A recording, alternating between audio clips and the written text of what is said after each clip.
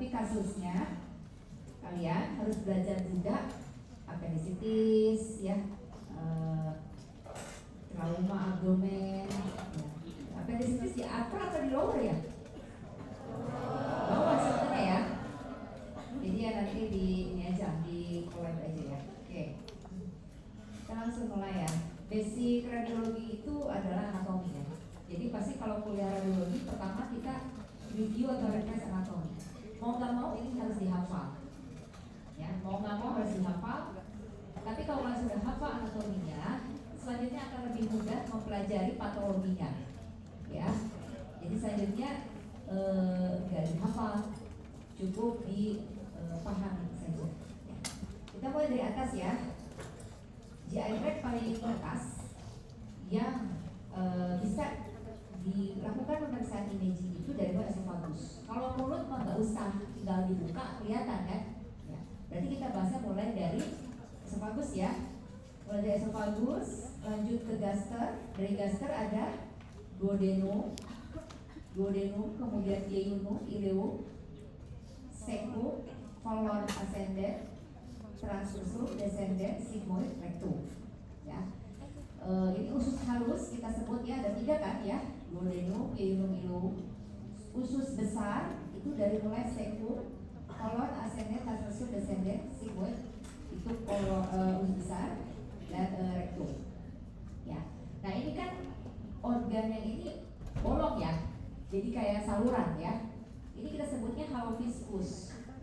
Ya, jadi dia haloviscus atau GI tract itu sendiri. Kalau upper berarti dia sampai usus halus saja ya.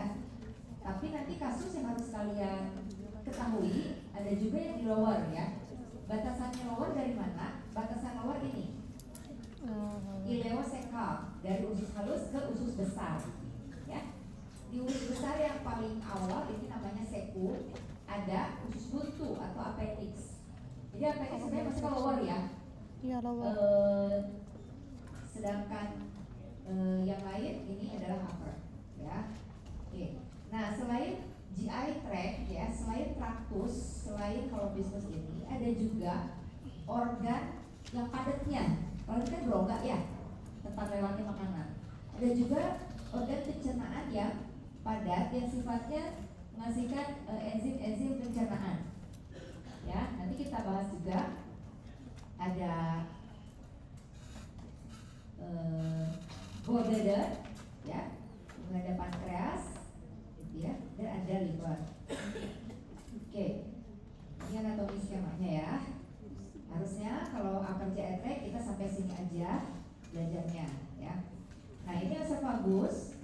Untuk melihat esophagus normal, pemeriksaan radiologinya apa yang kita pakai?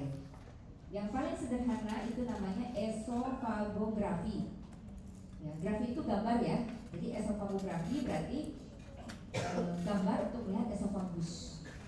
Saya sampai dulu nggak apa-apa ya? Nggak apa-apa dok. Nah, esophagografi ini caranya pasien disuruh minum cairan barium. Ya, yang warna putih atau opak ini barium. Ya. Nah, ini esophagus yang normal. Jadi kalau esophagus normal itu dindingnya mulus, ya, dindingnya mulus, kemudian bariumnya lewat dengan lancar, ya. Masuk ke gaster ya, melewati diafragma. Ini esophagus yang normal. Nah, lanjut gaster, dari esophagus masuk ke gaster. Gaster kita dibagi-bagi beberapa bagian ya. Ada fundus itu yang paling atas, ada bagi atau corpus ini yang paling besar ya. Nah di corpus ini bagian lengkung yang di tengahnya ini curvatura minor, yang lengkung di luar ini yang besar curvatura mayor ya. Ada pylorus, ada antrum dan kanal pylorus itu ya. Kemudian dari pylorus masuk duodenum. Nah, sama halnya seperti esophagus, maka pemeriksaan radiologi yang pertama yang bisa kita gunakan untuk dari gaster itu menggunakan barium tadi. Pasiennya suruh minum barium, tapi namanya margolin terapi. Atau kadang kita sebutnya digabung ya, OMD, esofagografi. Karena itu kan sekali minum pasti lewat semua ya, esofagusnya lewat, gasternya lewat, duodenumnya lewat. Ya, bisa satu paket gitu ya. Nah ini gambar yang normal ya, sama seperti skemanya ya. Sebelah sini fundus, ini corpus, ini pylorus, ya. Yang udah lengkung, ini yang udah berbentuk C, ini mah udah duodenum, ya. Nah ciri khasnya kalau duodenum itu dia mukosanya kan banyak lipatannya, rapet gitu ya. Sedangkan kalau gaster lipatan mukosanya berjauhan. Ya. Sama seperti esofagus, kalau normal kontrasnya akan lancar mengisinya, kemudian dindingnya mulus ya. Itu gaster. Untuk gaster selain menggunakan MD ya, duodenografi, kita juga bisa menggunakan CT scan ya. Nah ini gaster pada CT scan potongan melintang. Nah bagian kurvaturan yang gaster ini dia nempel ke liver. Nah, ini liver ya. Kelebihannya CT scan itu kita bisa lihat semua organ. Tapi kalau bariumil yang kita lihat organ yang dilewati oleh kontras yang kita minum saja, livernya tidak terlihat ya. Gitu. Hanya pemeriksaan CT scan ini dia kan mahal ya, dan tidak semua rumah sakit punya pemeriksaan CT scan ini. Nah, yang ketiga untuk gaster ini kita bisa menggunakan USG, tapi ini adalah alat radiologi yang paling tidak dianjurkan, ya. Kenapa? Karena pada USG yang kita lihat itu jauh ya dari gambar USG, dari gambar apa? Gaster yang normalnya. Kita nggak bisa lihat mana tuh fundus, corpus, pylorus, boro-boro gitu ya. Gitu. Pada pemeriksaan USG yang kita lihat hanya udara, cairan dan bolus makanan jadi kotor ini. Tidak ada gambaran dasar bentuk seperti ini, tidak ada gitu ya. Jadi kalau untuk USG dia tidak dianjurkan ya untuk melihat gaster. Bukan pemeriksaan radiologi pilihan. Lanjut setelah gaster apa? Liver ya, tadi sudah dibahas. Liver di kanan atas ya, di bawah. Dia nempel langsung ke diafragma kanan ya. Nah, gambaran liver yang pertama pemeriksaan radiologinya adalah dengan USG, baru kemudian CT scan. Kalau tadi gaster bariumil dulu ya, baru CT scan. Kalau liver dia tidak bisa menggunakan pemeriksaan barium, ya. Gantinya adalah USG. Pemeriksaan berikutnya CT scan. Nah, gambar liver pada USG sama seperti skema ini ya. Jadi kita harus bisa melihat ada pembuluh darah, arteri, vena hepatika, vena porta, ya seperti skema ini. Ini yang normal ya, liver normal, sama ya seperti skemanya. USG-nya kita simpan di sini di daerah epigastrik ya. Kita bisa lihat gambaran liver normal seperti skemanya. Nah, ini gambar liver pada potongan transversal. Kalau ini gambaran liver pada potongan sagittal atau longitudinal. Kita bisa lihat juga common bile duct-nya ya dari USG ini. Nah, ini CT scan-nya ya. Ini liver. Di sini ada pankreas ya di sebelah tengahnya. Oke. Lanjut pankreas. Ini liver, ini pankreas. Letaknya di bawah gaster dan liver. Ya, ini gambarnya secara USG. Nah, untuk pankreas dan liver karena dia bukan masuk holofiskus, bukan masuk organ berongga, dia nggak bisa pakai pemeriksaan bariumil ya. Jadi imagingnya yang pertama sama seperti liver pakai USG dulu. Ya, ini gambar pankreas ya. Dia bentuknya melengkung ini. Markernya itu ada kayak kumisnya hitam. Ini kumis ini vena lienalis ya. Jadi normal pankreas. Nah ini CT ini kalau pada CT scan lebih putih, kalau USG hitam. Oke. Selanjutnya gallbladder, ini juga bukan organ yang bisa dilewati oleh barium yang kita minum ya, gitu. Jadi dia pemeriksaan radiologinya yang pertama USG juga. Nah untuk gallbladder ini ada variasi, bentuknya jadi nggak sama semua orang.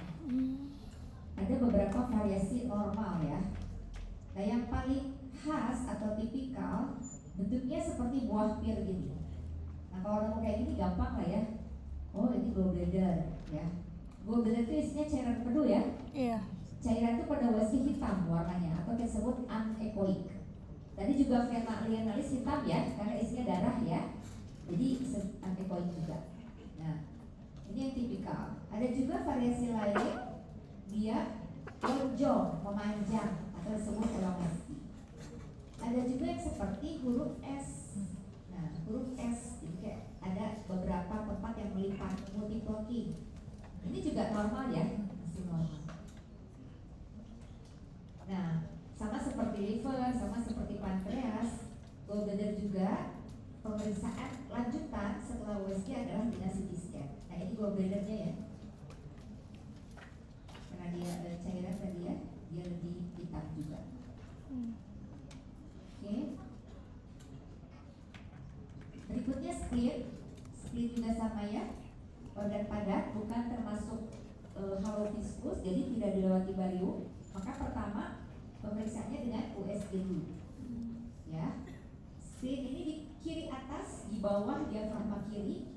Jadi kurang lebih di daerah fundus gaster tempelnya ya. Sedikit ada yang kena corpus gaster juga. Ya. Ini gambar spleen pada USG normal. Nah ini spleen. Macet pointernya. Kayaknya ada sesuatu deh. Pointernya macet. Ini spleen yang normal. Ini gaster, ini liver.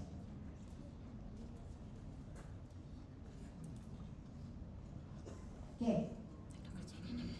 Ya, itu anatominya ya. Upper ya. Selanjutnya kita masuk ke bab akut abdomen. Saya definisikan akut abdomen yang lebih jelas di bagian bedah ya. Intinya akut abdomen itu kondisi di mana perlu ada perhatian atau tindakan yang segera ya. Bisa mengancam nyawa atau mengancam organ ya. Gitu. Penyebabnya macam-macam. Bisa karena infeksi, inflamasi, sumbatan pembuluh darah, atau obstruksi. Dan akut abdomen itu macam-macam. Bisa sembuh sendiri atau bahkan bisa mematikan. Ya. Nah, diagnosa akut abdomen ini harus sinergis antara anamnesa, pemeriksaan fisik, dan imaging. Nah, jadi nggak bisa langsung imaging. Kan bingung juga ya, imagingnya mana yang mau dipilih? Kan tadi macam-macam ya. Ada bariumil, ada USG, ada CT scan, ya. Jadi harus tetap kunci awalnya adalah anamnesa dan pemeriksaan fisik. Nah, tadi kita sudah bahas ya nomor 1, 2, 3 ya. Ada ronsen, ada USG, ada CT scan. Nah, sebenarnya alat radiologi ada satu lagi nih, MRI. Ya. Ini di basic-basicnya ada ya. Kalian kuliah tentang modalitas ini. MRI ini tidak dibahas. Kenapa? Karena dia tidak digunakan untuk kasus akut abdomen. Ya. Karena pemeriksaan MRI ini lama. Gimana pasiennya keburu gawat ya? Itu bisa 20-30 menit, nggak bisa pakai MRI. Dan pasiennya harus diam, nggak boleh gerak-gerak dikit, nanti hancur gambarnya. Jadi ini MRI tidak terpilih untuk akut abdomen. Tapi kalian tahu lah ya, ada pemeriksaan MRI untuk abdomen. Mungkin kalau kasusnya bukan akut abdomen, bisa pakai MRI ya untuk kasus-kasus. Tapi untuk akut abdomen yang kita bahas sore ini tidak menggunakan MRI. Jadi nomor 1, 2, dan 3 ya. Yang awal ya, X-ray. Ini kan ada kuliah khusus ya. tentang plain abdominal X-ray, waktu itu saya kasih juga. Nah ini bisa kita gunakan untuk kasus-kasus tertentu, tapi ya apa saja yang bisa pakai X-ray nanti kita lihat. Kelebihannya apa X-ray atau foto polos ini? Dia ada di mana-mana ya. Dari mulai klinik juga semua pasti punya alat ronsen. Ya apalagi rumah sakit. Jadi pasti selalu ada X-ray itu. Kemudian gampang ya. Gampang pemeriksaannya ya. Pasiennya tinggal tidur, dia foto jepret jadi ya, semenit 2 menit. Radiasinya juga rendah, 0,1 sampai 1 milisievert. Ini dosis radiasi milisievert ya. Tapi dia sensitivitasnya rendah kalau dibandingkan CT scan. Hanya 30% sensitivitasnya. Oh berarti nggak usah dipakai dong, cuma 30% mah? Nggak juga, dia tetap ada kelebihannya. Untuk apa? Dia akurat ya, bagus gitu ya, good akurasi. Tapi hanya untuk 4 kasus ini ya. Nggak mau dihafal ya, nanti keluar ya. Untuk akut abdomen apa? Foto polos abdomen atau X-ray ini bisa kita gunakan. Nah 4 kasus ini, obstruksi usus ya, obstruksi, kemudian batu, sudah dibahas ya, saya bahas waktu itu di abdominal plain X-ray ya, batu ini, kemudian perforasi halofiskus, jadi ada kebocorannya dari halofiskus tadi ya, dari mulai gaster, usus tadi halofiskus itu, dan adanya benda asing atau corpus alienum yang logam. Nah ini bagus, akuratnya tinggi, tapi hanya untuk kasus 4 ini. Selain itu tidak. Selain itu hanya 30% ya. Yang kedua USG ya. USG juga sama ya. Ada di mana-mana. Sekarang klinik juga udah banyak yang punya USG ya. Dan kelebihan dibanding X-ray, dia nggak ada radiasinya. Jadi semua pasien bisa ya, ibu hamil, bayi ya. Dari segi keamanan radiasinya dia bagus karena nggak ada radiasi ya. Tetapi kekurangannya ya, dia sangat tergantung operatornya. Kalau operatornya ahli berpengalaman bisa ketemu tuh kelainannya. Tapi kalau yang baru-baru itu operatornya, dokternya gitu itu belum tentu ketemu kelainannya. Kelebihannya yang lain, kekurangannya, ultrasound ini terbatas kalau ada gas. Tadi yang di gaster ya, nggak kelihatan gasternya gitu ya. Itu karena di gaster itu kan pasti selalu ada gas ya. Begitu juga usus ya, ada gas, ada feses. Jadi untuk organ yang isinya ada gas itu tidak menggunakan USG, pemeriksaan ilmiahnya. Kemudian obesitas, pasiennya gemuk tuh ya. USG itu kan kita pakai gelombang suara ya, ultrasound, gelombang suara.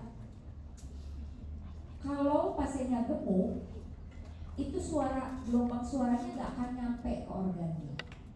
Contoh ya, ini kita kuliah di ruangan ya. Kalau dindingnya tipis dari triplet, suara saya kedengeran keluar nggak? Kedengeran. Tapi kalau dindingnya tebal, apalagi di seberang situ jalan Taman Sari, suara saya kedengeran nggak? Enggak. Karena kan jaraknya jauh, ada dinding yang tebal. Nah begitu juga kekurangan USG pada pasien obesitas. Ya, jadi kalau kalian nanti sudah jadi dokter, internship, pasti jaga UGD kan? Punya pasien obesitas gitu ya, biasanya 100 kilo lebih. Kalau bisa mah jangan diminta USG ya, langsung CT scan gitu, untuk kasus akut abdomen. Karena nanti nggak kelihatan, kecuali kalau terpaksa banget ya. Misalkan CT scan-nya nggak ada gitu ya, atau ya masalah pembiayaan, boleh dicoba USG, tapi ya gambling ya, belum tentu kelihatan. Kemungkinan besar mungkin nggak kelihatan gitu ya. Berikutnya, nah ini akurasinya USG ini rada mending ya dibanding ronsen polos, antara 50 sampai 83 ya. CT scan, nah ini pemeriksaan yang terpilih, technique of choice ya, untuk nyeri abdomen akut, kecuali nah, ya nanti ujian keluar ya, bisa keluar ya, kecuali kolesistitis akut ya. Kelebihan CT scan ini apa? Tidak dipengaruhi oleh udara, tidak dipengaruhi oleh obesitas, tidak terpengaruh oleh dokternya, ya. Jadi dia itu memiliki akurasi dan sensitivitas yang tinggi, tapi kekurangannya radiasinya tinggi, 10 milisievert, kurang lebih 10 sampai 100 kali lipat dari fotokromos abdomen. Ya masing-masing ada plus minus ya, gitu. Tapi tentu biarpun radiasinya tinggi, itu masih dalam batas ambang keamanan, gitu. Cuman tidak boleh sering. Kalau sekali pasien ini udah kalian minta periksa CT scan, dia nggak boleh di CT scan lagi sampai kapan? Sampai minimal 3 minggu atau 1 bulan. Jadi harus betul-betul ya dipikirkan matang pasien itu mau di CT scan atau enggak. Karena kalau sekali dia CT scan, dia nggak boleh CT scan lagi sampai 3 minggu 1 bulan. Itu idealnya. Kalau enggak, radiasinya semakin tinggi ya, bisa berbahaya. Lanjut ya.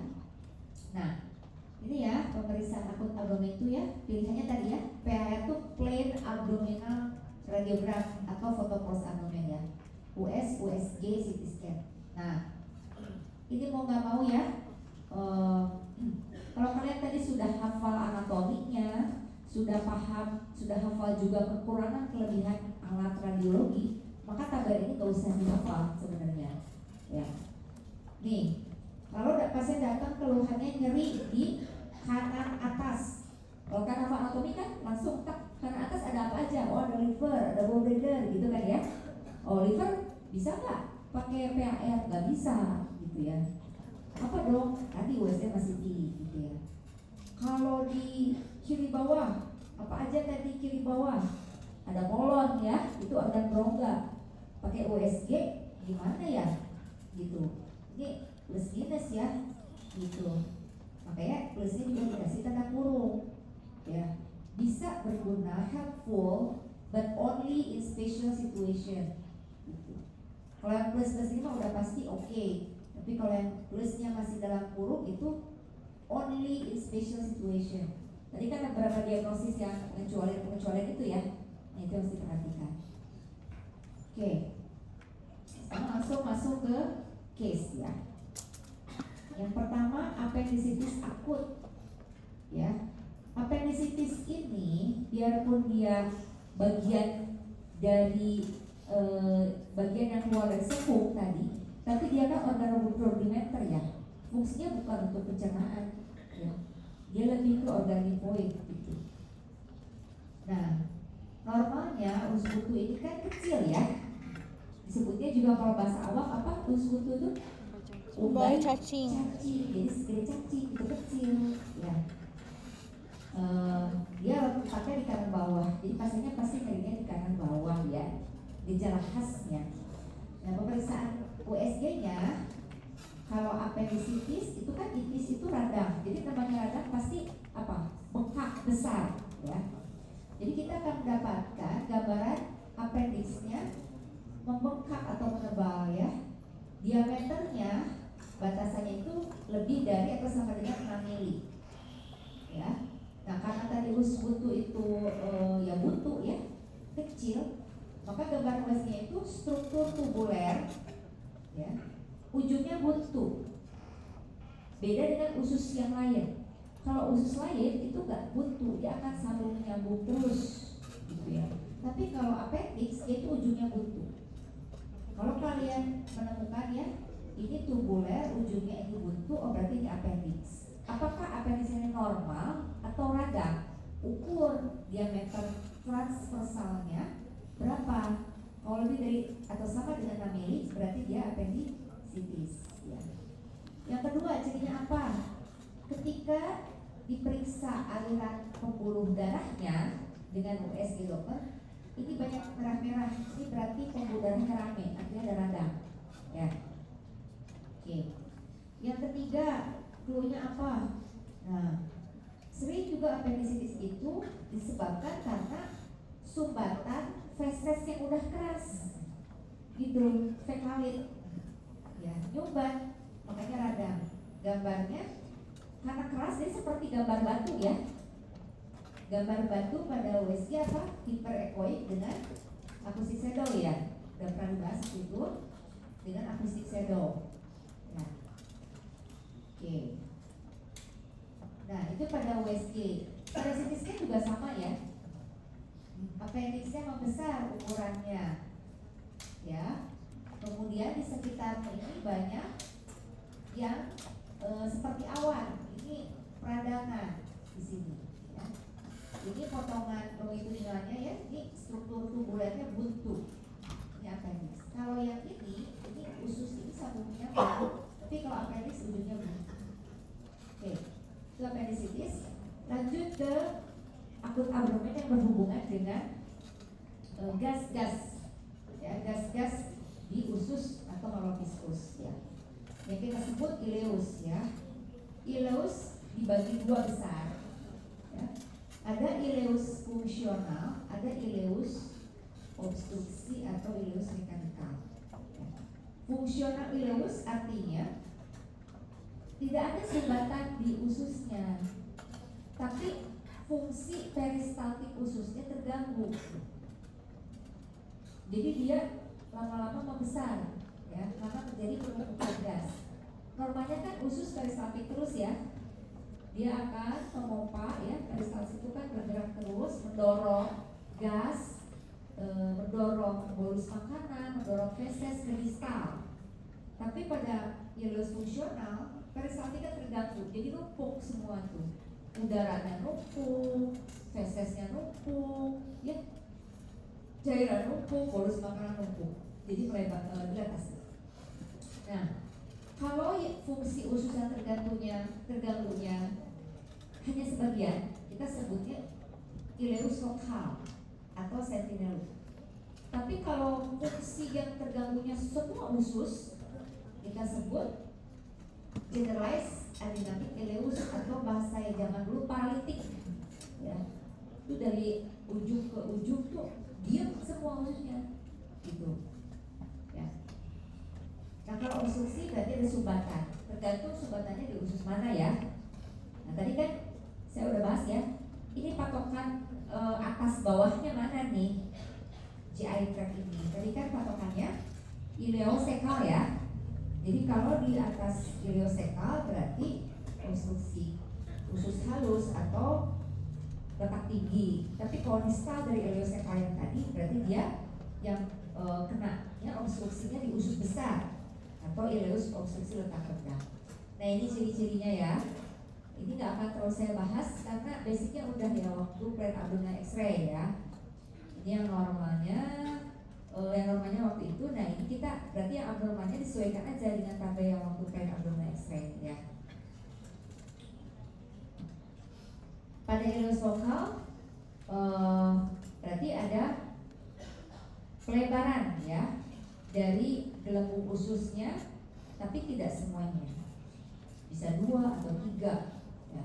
Tapi kalau pada ileus yang generalized itu semuanya ya atau hampir semuanya dilatasi ya. Nah kalau obstruksi tadi apa patokannya ya, ileosekal. Ya, kalau di atas ileosekal berarti SBO, small bowel. Tapi kalau di bawah berarti LBO.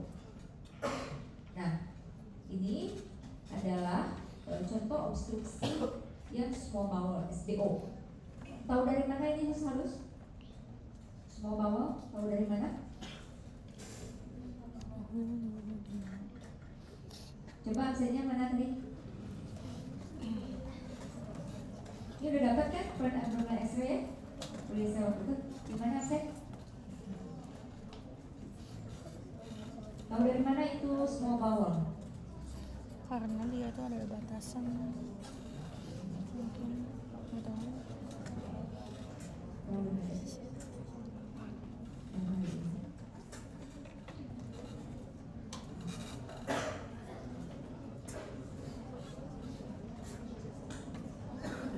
ada yang mau berpendapat atau mau tunjuk? Siapa yang mau? Tahu dari mana itu small bowel?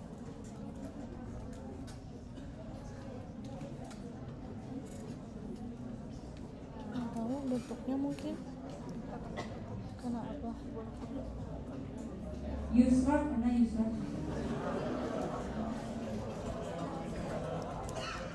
Yusra. Tahu dari mana itu semua bawah Yusra?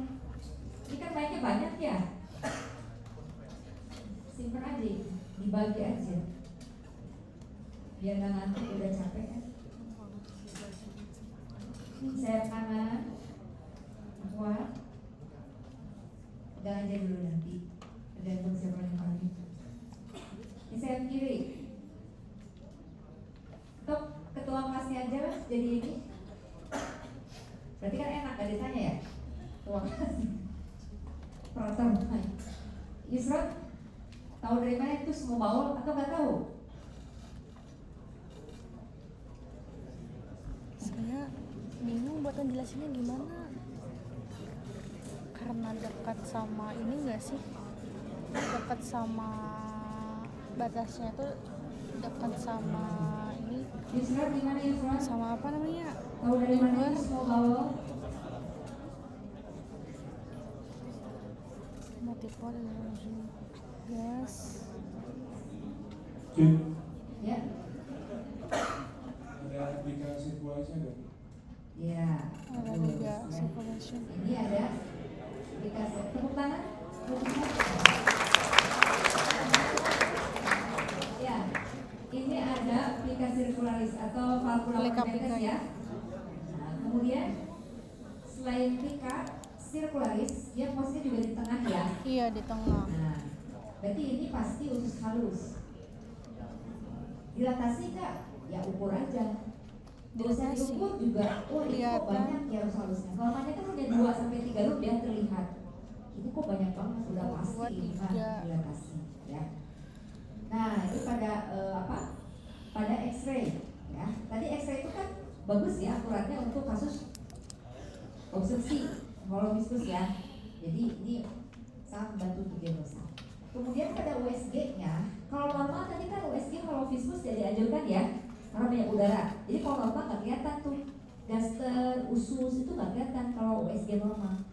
Nah kalau pas USG kelihatan kayak begini, ya berarti nggak normal ini. Justru malah jelas ususnya. Ya, sama gambarannya dengan X-ray. Gambarannya adalah dilatasi, berarti diameternya gede. Diameter usus normal, saya nggak bahas dia dari kuliah sebelumnya. Kemudian dindingnya juga menembak. Oke. Nah, ini ronsennya sama ya di sentral, terus ada aplikasi circularis, berarti pasti usus halus, pasti small bowel ya. Ini foto supine, kelihatan ini. Yang di sini foto tegaknya ada airflow level multiple ya, membentuk tangga, anak tangga, ini kita sebut step ladder. Nah itu khas juga ya pada BNO tegak. Kalau ada step ladder berarti obstruksi ya. Juga sama ya di sentral ya. Ternyata penyebabnya itu kejepit oleh hernia. Jadi usus halusnya ada yang masuk ke kanalis immunalis, kejepit jadi hernia. Jadi ada ileus ya di kan proximal. iya masuk Nah, kalau ini large bowel, usus besar, ya, tahu dari mana? Ya kebalikannya dia di perifer, ya, terus nggak ada tingkat sirkularisnya. Nah, kalau pada usus besar, kebalikan usus halus ya. Kalau usus halus di USG-nya kelihatan ya. Kalau usus besar, sama aja nggak kelihatan, malah semakin gelap, semakin gak jelas dibandingkan normal. Ini CT scan-nya. Oh ini dilatasi ya large bowel-nya, diukur aja diameternya. Nah, kalau ini contoh ileus fungsional yang lokal, ini hanya di atas aja, dan sampai bawah hanya sedikit. Nah ini ya generalize. Jadi kuncinya gini aja biar gampang ya deh. Kalau kalian nemu BMO, ususnya kok gede-gede semua, terus dari atas sampai bawah, dari sentral, perifer, gede semua, nggak kelihatan plikanya, nggak tahu apa. Udah itu mah ileusnya paralitik yang generalize, itu udah lebar semua. Gitu aja hukumnya. Nanti kan jaga UGD kan terus ya. Nah, kan jangan nunggu dokter radiologi baca ya, kalau di rumah sakit daerah belum tentu ada dokter radiologinya. Kalian yang lihat sendiri BNO-nya. wah kalau udah nemu kayak gini bingung, lebar semua ususnya, kemungkinan itu paralitik gitu ya. Tapi tadi ingat ya, sesuaikan dengan anamnesa pemeriksaan fisik. Kalau anamnesanya misalnya pasiennya awalnya mencret, oh berarti gangguan elektrolit, cocok ya paralitik. Tapi kalau pasiennya dari riwayat punya tumor di usus, jangan-jangan obstruksi gitu ya. Nah, kelihatan nggak ya misalnya?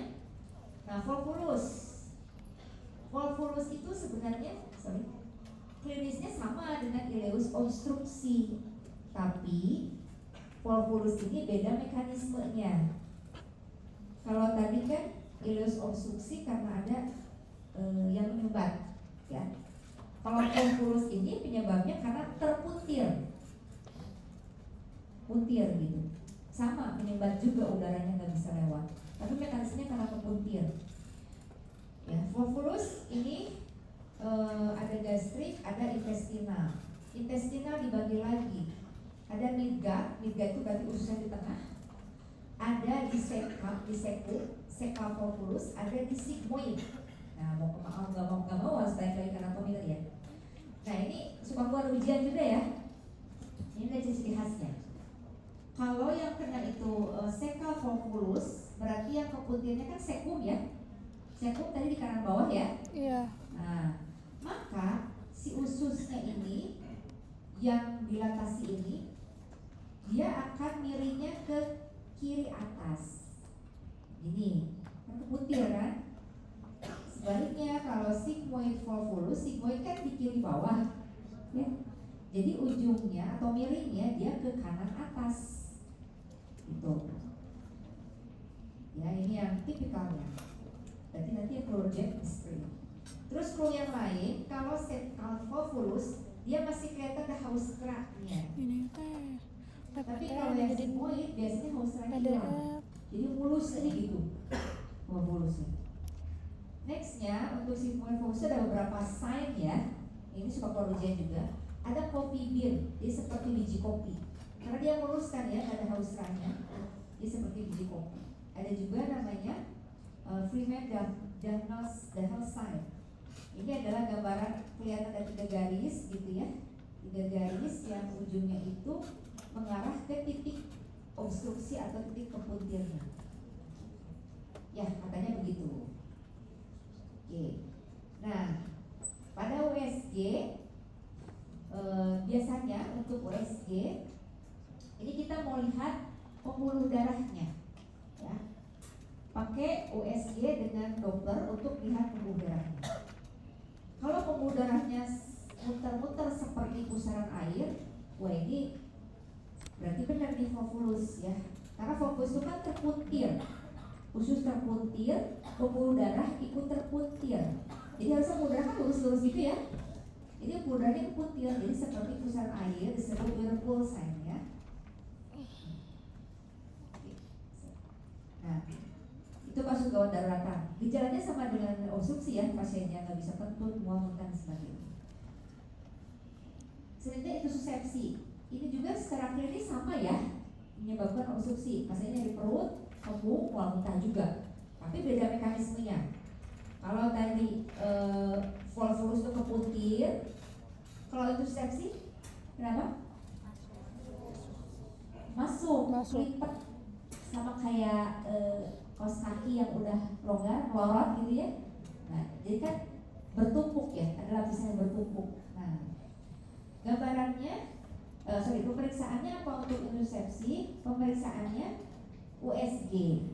Kalau tadi volvulus apa tadi? PAR dulu ya, plate abdominal X-ray dulu, ya. Kalau yang intusepsi, USG dulu, ya. Gambarannya ada yang disebut dengan donut sign. Jadi seperti donat ya, bulat, kemudian ada lapisannya, tapi lapisannya tebal-tebal gini.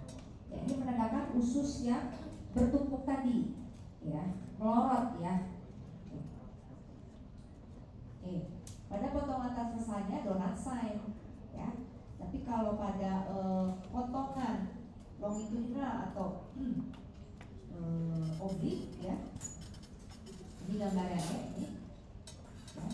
Bukan seperti donat, tapi ada yang namanya key design ya, atau kelihatan lapisan ususnya bertumpuk. Nah, lanjut ke lithiasis, ini batu ya. Saya rasa udah kita bahas waktu pertama ya. Batu itu pertama pakai PHR dulu, kan tadi ya akurasi tinggi untuk stone ya. Jadi kita pakai abdominal X-ray dulu ya. Batu itu kebanyakannya dia opak putih, jadi kelihatan pada ronsen. Yang kedua USG ya. USG kalau batu hyperechoic dengan acoustic shadow. Yang ketiga baru CT scan. Jadi kalau udah di PAR kelihatan sebenarnya nggak usah USG atau CT scan ya. Tapi kalau ada USG bagusnya ditambah dengan USG untuk melihat ada radang nggak di dinding gallbladder-nya, ada kolesistitis nggak. Kalau batu kan kolelithiasis ya. Gak semua batu bikin radang loh ya. Ada orang yang batu perutnya udah gede, udah lama dia adem-adem ayam aja, tenang-tenang aja. Tapi ada yang batunya kecil tapi wah sakitnya hebat. Nah itu yang bedakan ada radang atau enggak, ada kolesistitis atau enggak. Kolesistitis itu kelihatannya di USG ya. Kalau di PAR nggak kelihatan ya. Nah koirokolithiasis batunya masuk ke ductus coeructus ya, sama gambarannya hyperechoic, ada acoustic shadow, kemudian common bile ductnya melebar. Ya. Tadi kita udah cek jadi yang normal ya, tadi masih gitu. Nah ini dia tadi kolesistitis ya. Jadi dindingnya menebal, dinding gallbladder-nya menebal. Standarnya 3 mili ya. Gitu. Ini pada USG baru kelihatan, kalau pada PAR nggak kelihatan. CT scan juga bisa kelihatan.